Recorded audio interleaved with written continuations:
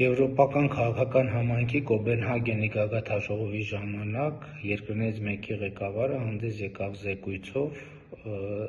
այն մասին, որ իրենց երկրում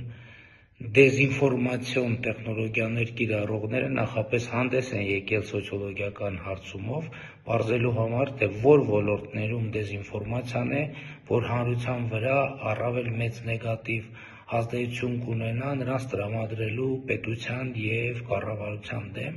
և պարզվել է, որ դրանք 4 ոլորտներն են. առաջինը ազգայնությունը կամ ազգայինությունը, երկրորդը եկեղեցին,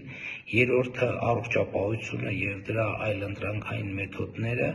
և չորրորդը դավադրությունները։ Ինձ թվում է պարզ է, թե առակս ինչ է ցուցանում, և հաջորդ հետևությունն այն է, որ մեր հանրությունը այնուամենայնիվ շատ հարցերով շատ չի տարբերվում եվրոպական շատ հանրություններից։